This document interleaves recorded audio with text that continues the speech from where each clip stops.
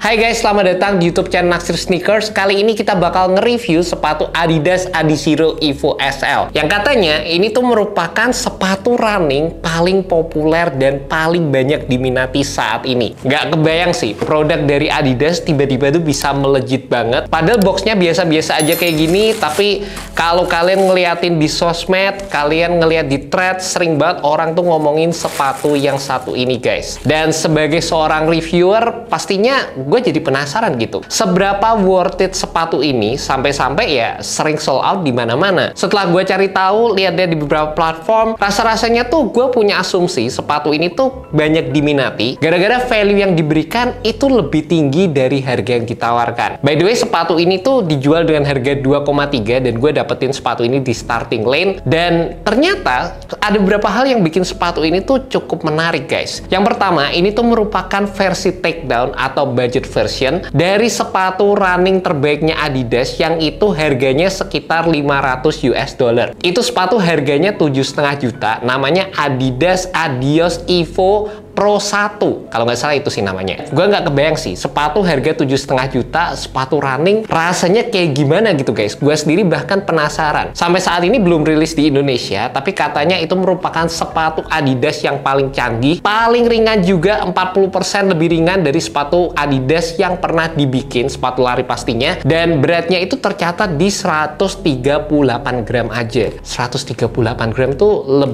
lebih ringan dari stick yang ada di restoran-restoran guys. Biasanya stick kan 200 gram, ini 138 tuh berarti ringan banget. Selain itu pastinya juga ada beberapa bagian yang bikin sepatu ini terlihat cukup stand out. Dan yang pertama gue pengen bahas adalah dari sisi desain sepatunya. Dimana desain yang ditawarkan oleh sepatu Adidas SL Evo ini bisa dibilang identik sama sepatu yang tadi 7,5 juta gue omongin guys. Kalau dilihat sekilas itu berasa kayak mirip-mirip aja, nggak terlalu banyak perbedaannya. Dan meskipun ini pasti juga jadi versi yang lebih terjangkau, lebih simple, lebih minimalis dan lain sebagainya, tapi secara looks-nya ya emang terlihat mirip aja gitu. Selain itu Adidas tuh juga menginformasikan kalau ini merupakan sepatu running yang ternyata juga suitable atau cocok jika kalian pengen menggunakan sepatu ini sebagai sepatu casual ataupun sepatu daily. Kalau ngomongin secara looks-nya, entah digunakan sebagai sepatu running ataupun sepatu daily, gue setuju, masuk banget dan emang clean aja secara keseluruhan. Tapi satu bagian yang menurut gue jadi OP banget di sepatu ini pastinya adalah dari sisi cushioningnya. Sepatu ini menggunakan implementasi Lightstrike Pro, di mana itu menjadi salah satu cushioning Adidas yang paling canggih saat ini, dan ini merupakan cushioning compound yang sama persis dengan yang bakal kalian temukan di sepatu Adidas 7,5 juta tadi guys. By the way, ini juga jadi kali pertama gue nyobain teknologi Lightstrike Pro di sepatunya Adidas, dan kalau dibandingin ya sama sepatu-sepatu basket Adidas yang pakai teknologi Lightstrike, ini feel-nya jauh di atas sih, mewah banget. Berasa dari sisi bouncy-nya, keempukannya, responsifnya, ringannya, terus ada sensasi soft yang ditawarkan juga. Berasa ini merupakan cushioning yang kelas aja secara keseluruhan. Apalagi dijual dengan harga 2,3, kita ngedapetin cushioning sekelas ini tuh buat gue berasa mewah banget. Dan ini merupakan cushioning yang menurut gue tuh bisa bersaing. Kalau kemarin gue udah nge-review sepatu flagshipnya New Balance yang Rebel V4 kalau nggak salah. Terus cushioningnya andalan Nike Zoom X, ini merupakan cushioning yang sangat-sangat bisa bersaing dengan top cushioning dari brand-brand lain juga. Perlu jadi pertimbangan juga dengan adanya feel cushion yang seperti ini, ketinggian yang ditawarkan juga bisa jadi untuk beberapa orang ataupun beberapa pelari yang secara speednya itu nggak yang tinggi-tinggi banget, itu bisa berasa kurang stabil sewaktu menggunakan sepatu ini. Dan juga tadi gue lihat di sosmed ada orang yang bilang kalau ini merupakan sepatu yang kayak ada di tengah-tengah gitulah guys, untuk digunakan sebagai sepatu daily trainer ataupun sepatu running daily yang biasanya itu feel-nya lebih stabil. Ya sepatu ini secara kestabilannya nggak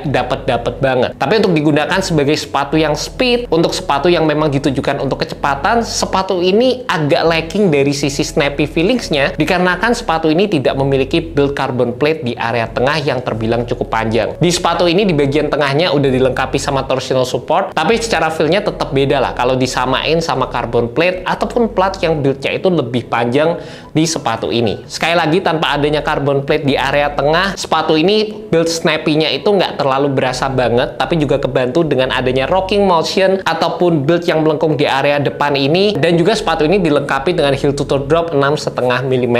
Jadi emang secara buildnya sepatu ini tuh berasa kayak agak di tengah gitu. Dan balik lagi sih ke kalian masing-masing, kalian bisa ngelihatnya ini merupakan sepatu yang bisa dibilang cukup versatile, atau mungkin buat kalian mementingkan cushioning ekstra juga bisa dapet banget ketika menggunakan sepatu ini. Cuma balik lagi buat gue sendiri yang tadi udah nyobain sepatu ini, sebenarnya buat gue sendiri ngerasanya sih aman-aman aja ya dari sisi kestabilannya. Balik lagi, gue bukan seorang pelari, gue cuma lari kalau pengen ningkatin stamina aja, apalagi kalau gue pakai sepatu ini sebagai sepatu daily, gue ngerasa sih aman-aman aja guys secara kestabilannya. Apalagi kalau misalnya kalian bisa ngedapetin fitting yang pas di sepatu ini yang emang nyaman, itu menurut gue bakal ngebantu dari sisi kestabilannya, dan nanti bakal gue bahas juga. Selain itu, salah satu bagian yang patut di highlight di sepatu ini ada dari sisi bobotnya, dimana gue ngerasa ini secara first impression dipegang gini, sepatu ini ringan banget, dan menurut gue juga kebantu selain dari sisi implementasi cushionnya, tapi juga dari sisi implementasi material yang ditawarkan oleh sepatu ini. By the way, build materialnya itu secara keseluruhan tipis banget, dan kalian bisa lihat di sini ada beberapa implementasi tekstil yang ditawarkan, nggak semuanya itu rata sama aja. Di area depan ini menurut gue tuh menggunakan sejenis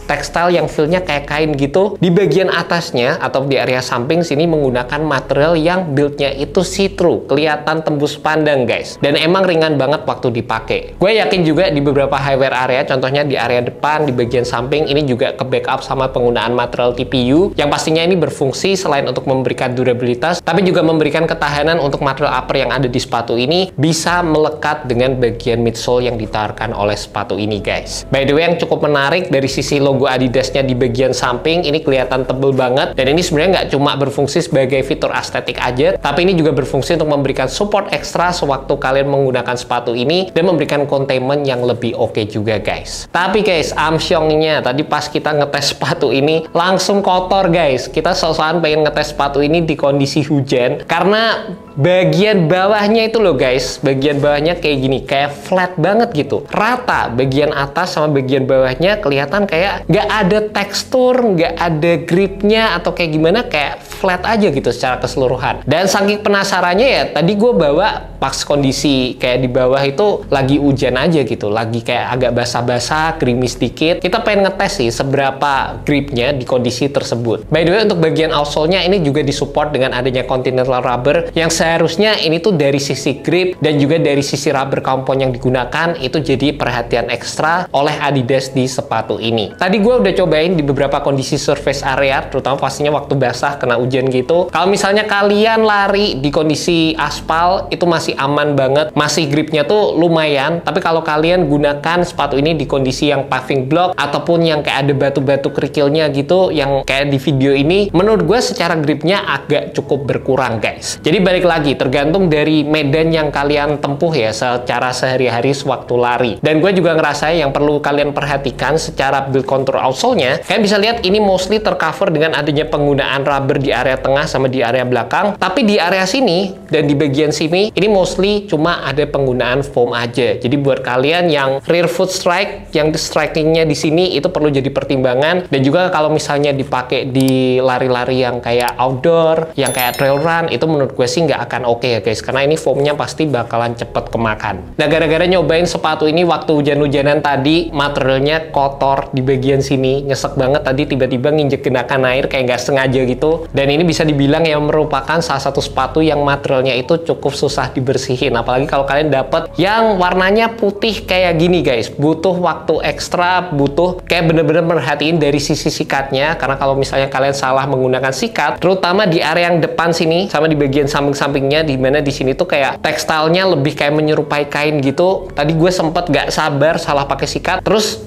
agak damage tuh di area sini. Dan juga untuk yang di area tengah sini itu lebih bisa pakai sikat-sikat yang kasar, tapi tetap perlu perhatian yang ekstra karena ya baik lagi di bagian samping-sampingnya ini udah tercover dengan adanya material sejenis kain-kain yang kayak kecil-kecil gitulah guys. Selain itu juga waktu gue nyobain sepatu ini, entah kenapa gue juga demen banget sama fitnya. Jarang-jarang sih gue demen sama fit dari sebuah sepatu, tapi di sepatu ini tuh rasanya kayak pas enak banget gitu. Gue cukup suka dengan adanya padding-padding di area belakang ini, meskipun gak yang tebel-tebel banget, tapi cukup aja secara keseluruhan. Dan balik lagi kayak yang tadi gue bilang guys, kalau kalian misalnya bisa ngedapetin fit yang sesuai di sepatu ini, ya itu akan sangat membantu dari sisi kestabilan sepatunya, dimana gue sempat nge-search juga di internet, ada beberapa yang bilang materialnya tuh karena tipis aja build materialnya, itu berasa kayak agak flimsy, kayak kurang tight aja waktu dipakai. Nah balik lagi, pas gue nyobain sepatu ini, gue tuh nyobainnya pakai kaos kaki yang terbilang cukup tebal. Bahkan gue nyobain pakai kaos kaki basket gue, jadi emang buildnya itu tebel, enak, dan entah kenapa tuh rasanya jadi bisa lebih ngeblend aja secara keseluruhan. Karena mungkin satu bagian yang menurut gue bisa diimprove ada dari sisi implementasi tangnya, yang ini juga tipis, dan kadang-kadang ya dengan material tang yang kayak gini tuh kayak sering nekuk-nekuk aja, harus bener-bener dipasin waktu dipakai, dan kurang berstruktur aja waktu gue menggunakan sepatu ini. Tapi sisanya buat gue sih aman banget. Buat gue sendiri, gue pakai true to size di sepatu ini. Mungkin buat kalian punya kaki lebar juga aman banget untuk pakai true to size, karena build yang ditawarkan juga terbilang cukup lebar secara keseluruhan. Dan kalau ngomongin untuk pemakaian daily ya guys, buat gue sih balik lagi ke selera kalian masing-masing ya. Kalau buat gue sendiri, harga 2,3 terus kalian dapat cushioning yang OP kayak gini, materialnya ringan, breathable, asik colorway-nya, ya buat gue sih asik-asik aja, enak gitu buat dipakai daily. Tapi mungkin dengan cushioning build yang seperti ini, yang sangat-sangat responsif, yang feel-nya itu bouncy banget, soft juga, ada beberapa kondisi dimana mungkin kalian ada permasalahan di ankle, atau mungkin buat kalian yang lebih suka sama sepatu itu yang build-nya flat, yang lebih firm, ya sepatu ini mungkin nggak terlalu cocok buat kalian. Karena balik lagi, ketika kalian ngedapetin cushioning yang empuk, cushioning yang sangat-sangat bouncy kayak gini, kalian bener-bener harus ngejaga dari sisi stabilitas, dan tekanan yang kalian berikan juga pastinya akan lebih gede buat melangkah ataupun buat jalan sehari-hari. Ya, gue ngerasanya juga ya sepatu ini bakal cocok buat kalian yang